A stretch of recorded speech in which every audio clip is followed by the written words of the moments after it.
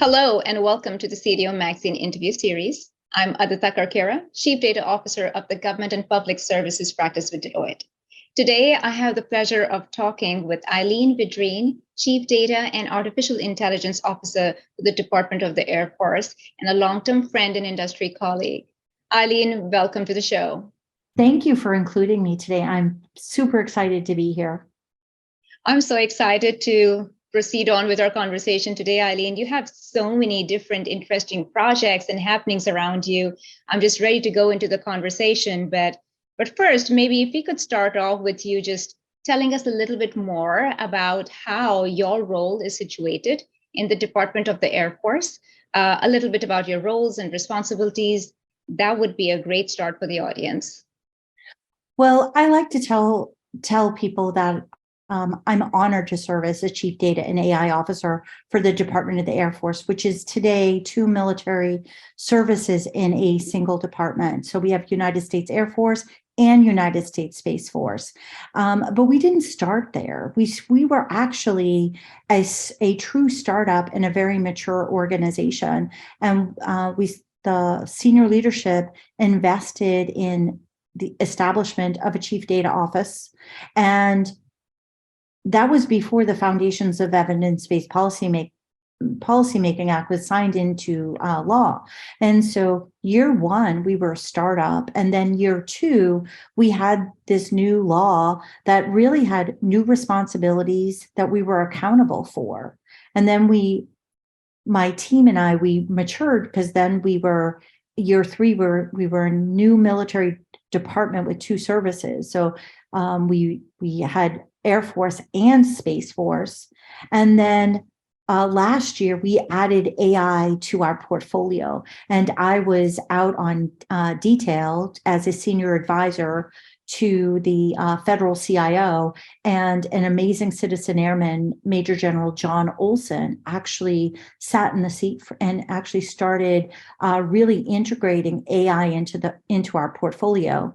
And it absolutely made sense, because when people talk about the AI journey, they talk about 80+% of the work is having great, amazing data.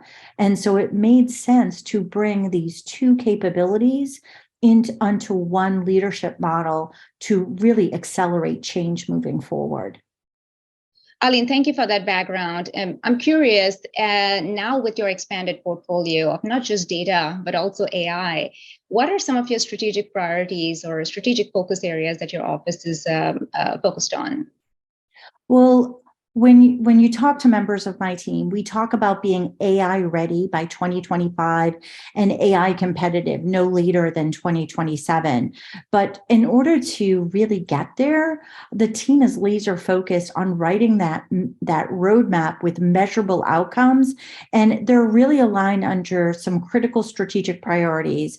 The first one is operationalizing data and AI for information and decision advantage. The second one is increasing data savvy and data-centric workforce and culture to support data and AI initiatives, expand our partnerships across the Department of the Air Force with DoD, into other government agencies, industry, academia, really thinking about data and AI as being team sports and doing that real true collaboration so that we can all move forward quickly, advancing the Department of the Air Force to be that AI ready, AI competitive roadmap, and then lead responsible AI and ethical considerations for our department, defense mission systems and programs, because responsible AI is a critical element when we talk about AI right now. Absolutely, absolutely. Yes. So you mentioned a couple of different things that caught my attention, Ali, and I know love your focus on data readiness and preparedness as you get ready for being AI ready by 2025 and AI competitive by 2027. Now, as you pointed out several times in your talks and other discussions, that AI is as good as the quality of data getting into those algorithms and those AI-powered platforms. And add to that the complexities that you're probably dealing with, the enormous amount of data that the Department of the Air Force has, the security compliance requirements around it. Can you talk a little bit about how the Department of the Air Force is managing data quality and managing data governance overall? Well, we when we first stood up, we set up a data governance board. We had to mature it when we became a military department with two services, Air Force and Space Force, because we had to make sure that there were equities on both sides and that we were working together. But as we move forward, we like to use the principles VALTIS: visible, accessible, understandable, linked, trustworthy, interoperable, and secure. I know that's a lot, but those are really the principal guidance from the DoD data strategy. And I think they're also components that each and every airman and guardian can point to and think about as they're working in this field. That when we look at data governance starts at the tactical level and begins with individual responsibilities and migrates up. So at every level of the organization, data governance needs to happen as an enterprise. And so when I look at the work that we've been doing, it's really about starting at that tactical edge and scaling up. And it takes every airman and guardian to make that happen. Right now, one of our teams, our data services team, is actually doing a soft launch of a metadata tagging pilot. And so we're trying to automate some of the governance structures as much as possible so that we can accelerate some of that, I would say, time-consuming work moving forward, but really important work. And so I know that we have colleagues out there in the field where tagging and cataloging is a necessary part of governance so that you have visible, accessible, trustworthy data. And when you can add automation into the solution, you can actually use your workforce for the more impactful strategic initiatives moving forward. So we're really on a journey to mature out governance as quickly as possible, and really doing it from the tactical edge to the core business systems. Eileen, thank you for walking us through your data governance setup in the Department of the Air Force just now. And I love your focus on how you're trying to get more and more automated. So your airmen and your team is now focused on areas where they need more of a human interception. As you're talking about data governance and leveraging AI more and more, data sharing continues to come up as a critical topic. How are you dealing with data sharing, not only within the DoD, but outside the DoD as you are looking to collaborate with other agencies and departments? Well, I think that collaboration piece is really important because when we do missions, many times we're doing those missions with our colleagues from other military departments and beyond, whether it's academe, industry, and even to our coalition partners. So how we share data is really important to our mission space. And I think a critical piece of that is data sharing at what I called at the speed of mission. And so when we talk about data sharing agreements, now we're talking about not just data sharing agreements, but dual use agreements. Is it possible to be forward thinking, to anticipate future needs so that when we're doing data sharing agreements, we are forward thinking so that they're ready at the speed of mission at the point of time when we need to move forward. And I would also say that it's important to look at open data. And so that's where I look at our colleagues at the MIT AI Accelerator. So the Department of the Air Force has airmen and guardians working side by side with some of our nation's top AI researchers at the Massachusetts Institute of Technology in Cambridge, Massachusetts. And we call that partnership our Department of the Air Force MIT AI Accelerator. And there we actually have challenges. So we'll take open data sets, and the first datathon or challenge was the C-17 puck scheduler, where we took a highly manual business process and we brought airmen and guardians together to in a competition format, and the solution or the winner of our first datathon delivered a minimum viable product in 3 days with a 92% accuracy. Today, we continue to scale out those challenges. So at aia.mit.edu/challenges, you'll find the current challenges that are going on. And they're in different mission areas, whether it's weather or climate change, but it gives industry and academia and really the American public an opportunity to be part of the solution. So we have open data sets and problem or challenge areas, and we run these events periodically. Just recently, last week, we wrapped what we call COG Pilot 2.0. And COG Pilot 2.0 was a challenge focused on pilot training optimization. And that particular challenge included not just Airman and Guardian, but industry, academia, and even one of our foreign partners. So it's really about us working together to optimize solutions. And it's a place where our colleagues could potentially participate. So it's not just about data sharing, but open data too. I really do appreciate that comment so much, Eileen. You data sharing at the speed of mission, but also getting in the angle of open data and collaborating with not just academia, but industry to gamify this and get some more crowdsourcing in as we figure out solutions to these problems. So love that angle of it. Earlier in the conversation, as you were defining your strategic priorities for CDAO, you mentioned creating a data savvy workforce. I know that's a topic that you've been really passionate about. Would you like to share a few of your initiatives around how you're taking that forward?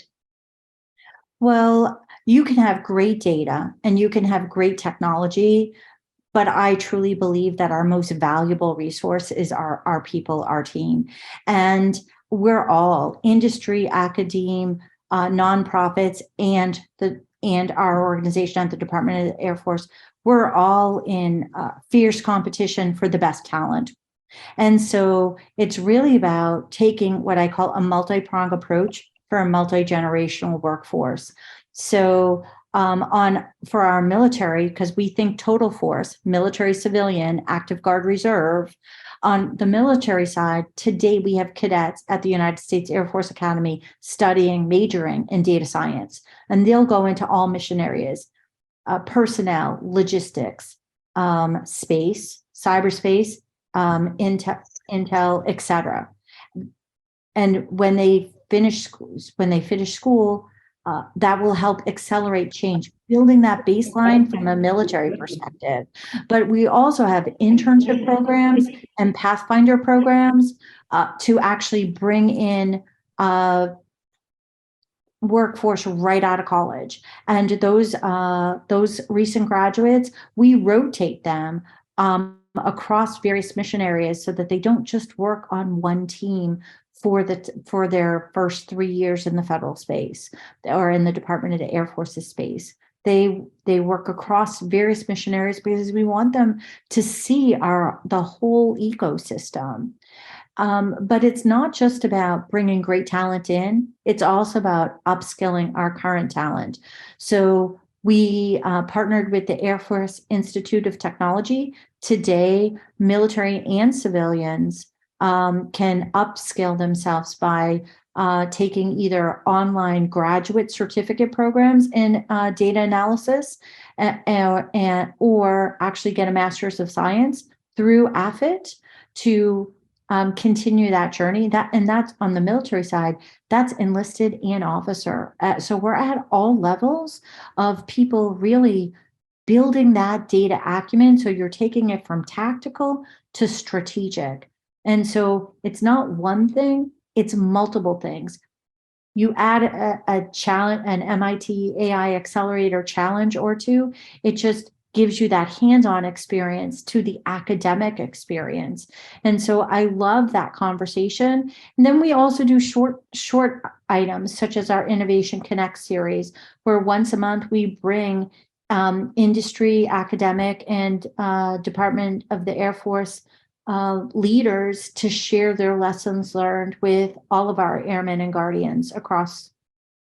So it's not one thing, it's about taking that multi-prong approach so that we can just start and scale. Eileen, when do you sleep? You have so much going on and such exciting projects. I love all your initiatives that you talked about around creating your data savvy workforce. But one thing I really want to call out again is your comment that you are open for internships and that y'all are hiring out of colleges, because that's a question that we get often is, how do we get engaged in the federal government? Is there room for me in the federal government? And you just saying that out there, I think is great for some of our younger generations to hear that, yes, you do have a possibility to enter the federal government workforce. So thank you so much for highlighting that. Eileen, you started your government career in 1986 as an enlisted member of the U.S. Army, and then you were commissioned in 1987 through the U.S. Army Officer Candidate School Program as the U.S. Army Transportation Officer. From 1986 to now in 2022, when you were honored as WILDA's Women Leader of the Year last year, which is the Women Leaders in Data and AI, Women Leader of the Year. It's been a fantastic journey. So I got to pause and ask, what keeps you going? What motivates you? Well, I think that working with Airmen and Guardian every day, it's an honor to do this work, impactful work. So I really think that when you find something that you love to do and you get to work with amazing people every single day, and the work that you're doing has impact, I think that is, extremely rewarding.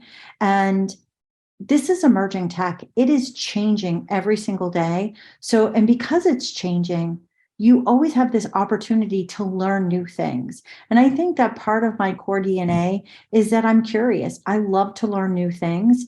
And these types of opportunities have really brought the opportunity for me to serve, and also just really be curious. And I think that partnership has really helped me evolve. But I would also say that the opportunities that I've had has been because I've had great mentors and coaches along the way. I wouldn't be here where I am today if I didn't have great mentors and coaches that have encouraged me to be bold and intentional and just put your name in the hat. And if you think about the AI field today in North America, less than about 20%, I'm a numbers person, so I would want to verify the number, but about 20% of North American positions in AI today are filled by women. I think that can change. There's so much potential there. And so I think that there's just so many opportunities as we look forward. You have to, put your name in the hat, be bold, be intentional, and don't down select yourself out. And I think that's what I tell some of my young mentees today is you can't get an opportunity if you don't stay current in your field. And you can't get an opportunity sometimes if you don't volunteer to be considered. So I think that those are some of the items or points that I would tell somebody coming into the field. So much opportunity, but you gotta step up. Yeah, what great advice. Be curious, never stop learning, be bold, be intentional. Thank you so much for sharing your perspectives, your experiences, and your thoughts with the audience today. I know I'm walking away feeling inspired and really motivated right now. So hope to continue on with the conversation, Eileen, at some other point. And for the audience, please continue to visit cdomagazine.tech for additional interviews. Thank you, Eileen. Thank you for including me today. I really appreciate data and AI are team sports.